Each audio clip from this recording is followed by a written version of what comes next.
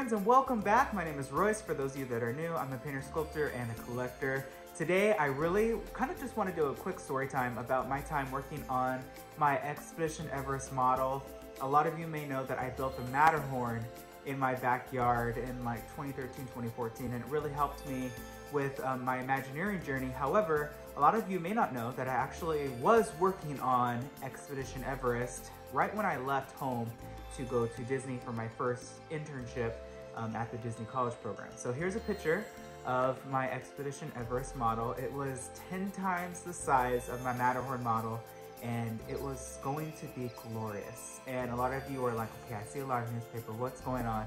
So that was the base of my models. Even the Matterhorn that I built, it started out with newspaper. At that time, my artistry skills really weren't as keen as they are now, so I kind of just used what I knew, and it worked for the Matterhorn, but of course with Everest, it definitely was taken to a much broader scale. But how I built it is I put paper mache, and then I would cover it with that foam stuff that kind of fills in cracks, but it would kind of seal the paper. And then after that, I would cover it with a substance called Fix-All, or I would put even plaster at the bottom of it to seal it. And it worked for the Matterhorn quite well, but unfortunately I never got to finish Everest because kind of right in between creating it, I got accepted into my first internship and I left.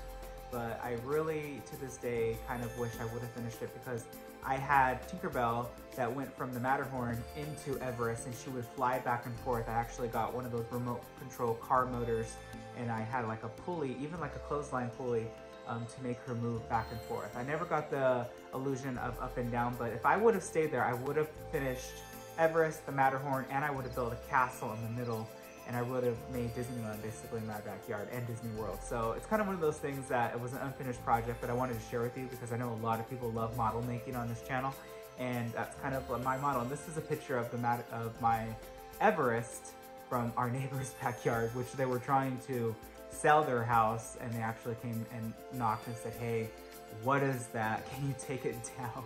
So I ended up actually just taking it down. But the Matterhorn lived for quite a while, but then my parents ended up adding on to their house, so that no longer exists either, which was very sad, but at least we have pictures for memory. So if any of you are very interested in model making, definitely I encourage you to just go for it. Create big models, small models, whatever makes you happy as an artist, because that is fulfilling. I was able to go into my Matterhorn model. I had a TV, I had a couch, I had pictures hanging up on the walls. It was my man cave, if you will. And as an artist, or even as a creator or a builder, anything that when you're finished with the project and you get to enjoy the fruits of your labor, that makes it worth it in the end. But that's my quick story time today. I hope that you enjoyed it. If you did, please hit subscribe, ring that bell icon. That way you're notified whenever I upload a new video.